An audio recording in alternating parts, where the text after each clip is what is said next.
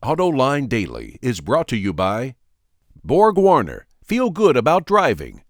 Bridgestone, your journey, our passion. And by Dow Automotive Systems, improving durability and increasing design flexibility with Betamate structural adhesives at dowbetamate.com. Hello and welcome to AutoLine Daily. Later on in the show, we have another chapter being added to the Design Handbook with Jim Hall. But before we get to that, let's get to the news. J.D. Power released the latest results of its initial quality survey, and the results are completely unexpected. Porsche topped the list with the highest quality, no surprise there, but it was followed by GMC. Who saw that coming? Then came Lexus and Infiniti, and then Chevrolet, another complete surprise. In fact, General Motors performed the best of any group manufacturer. So how did GM jump to the top of the list? Well, here's my AutoLine insight. J.D. Power redesigned this year's IQS to include design issues like interface issues with infotainment systems. And it weighed those issues more than the traditional things gone wrong kind of defects. In fact, 2/3 of all the quality issues in this year's IQS are design related, not some sort of malfunction. Also, GM has some of the oldest vehicles in the market, and the older a vehicle is, the better the quality gets, as line workers and suppliers get really good at eliminating every defect. GM is bringing out 20 new models this year, so don't be surprised if it drops down the list next year. Speaking of GMC, it's talking up the fuel efficiency of its 2014 Sierra and the 5.3-liter EcoTech 3 V8, which gets best-in-class MPGs. They say it even beats Ford's EcoBoost Turbo V6. As we reported yesterday, its new 4.3-liter V6 does even better. But despite the impressive mileage numbers on both the two-wheel drive and 4x4 models, GMC doesn't want to skip over the other capabilities of this all-new truck.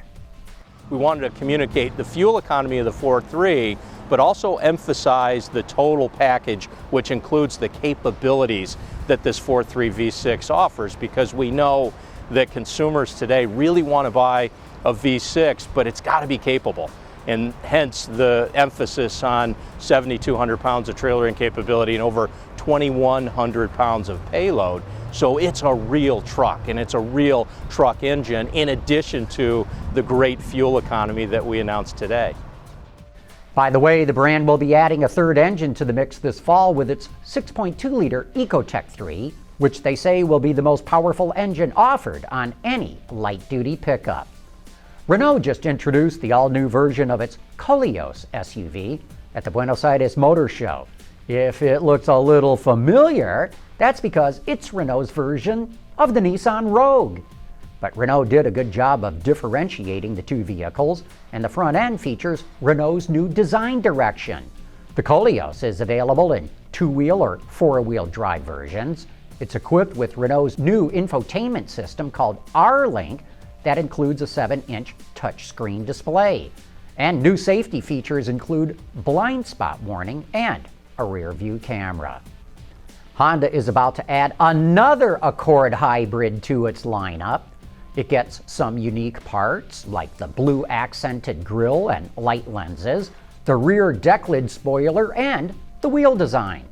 The car's new two-motor powertrain, similar to the one in the Accord plug-in, allows it to run in 3 different modes: EV drive, which solely runs on lithium-ion battery power; engine drive, which sends power directly to the front wheels; or hybrid drive, which mates the 124 kilowatt electric motor to the all-new 2-liter Atkinson cycle engine.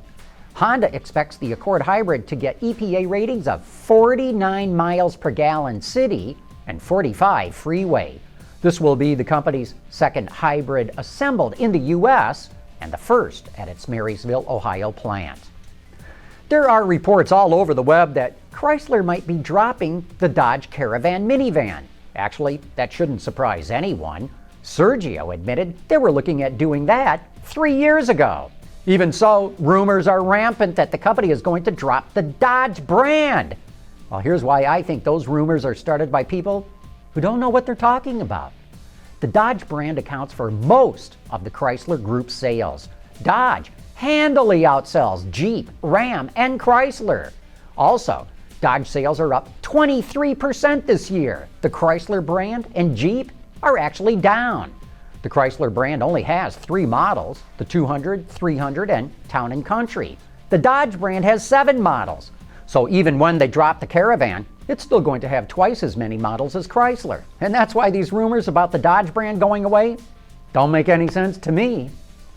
Earlier in the week, we reported that hybrids and EVs are depreciating faster than conventional cars. Now, the National Automobile Dealers Association says prices for used plug-in EVs are falling faster than any other segment. They're falling by 30%.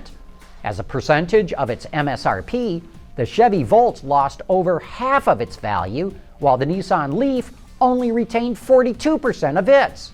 And this tells me that only the green crowd is interested in buying these types of vehicles. As with all forms of fashion, car design elements go in and out of style. But there's one archetype that has remained the same for more than a century. Can you guess what it is? Find out in the Design Handbook after the break. Dow Automotive Systems, driving solutions in automotive, commercial transportation, and aftermarket with innovative products like Betamate structural adhesives. Lighter, stronger, safer. DowBetamate.com. Time for another edition of Design Handbook with Jim Hall, expert analyst and head honcho of 2953 Analytics. Jim was a student at Art Center College of Design, is a contributing writer for Car and Driver and Motor Trend, and is even the uncle of the Mazda Miata. So he's had a close eye on this industry for a long time. And in all that time, there's one design rule that's never wavered. Jim has more in this section that he calls Secrets of Proportion.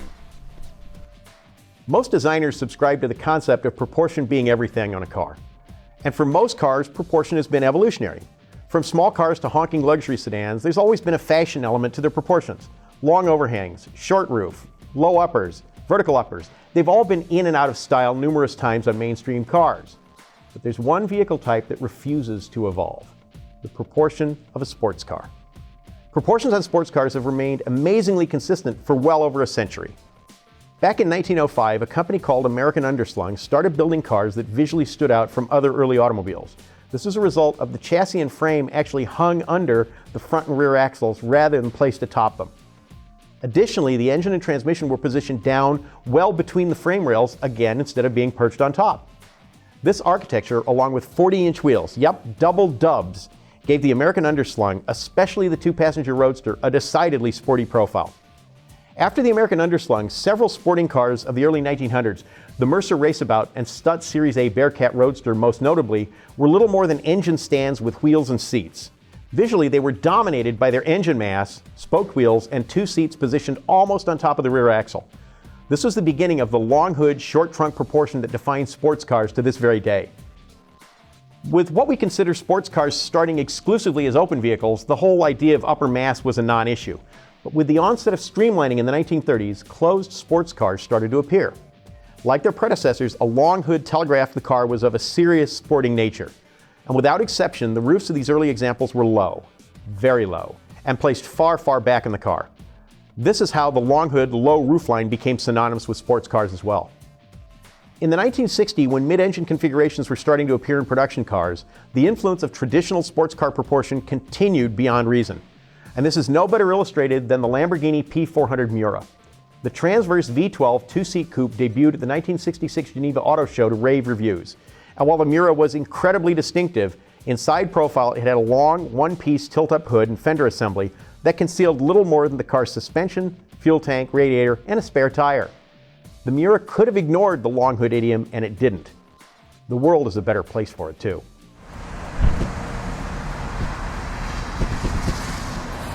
One car aggressively violated the sports car proportion: the M100 Elan. Lotus packaged the front-wheel drive powertrain in an architecture that barely had a hood and put the occupants pretty much dead center when viewed from the side. It was blasphemous. While new sports cars like the C7 Corvette and the latest 911 from Porsche redefined levels of performance and driving character, Nobody is trying to redefine sports car proportions.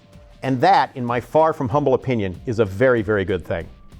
For Autoline Design Handbook, I'm Jim Hall. Hey, if you've got questions or ideas for future editions of Design Handbook, send them our way. That email address is viewermail@autoline.tv. Also, don't forget to join us tonight for Autoline After Hours. Our guest will be Don Runkle from Eco Motors, bringing us the latest update of that revolutionary engine and their plans to put it into production. So join me and the auto extremist Peter DeLorenzo for some of the best insider information in the business. Anyway, that wraps up today's report. Thanks for watching, and I hope we see you tomorrow.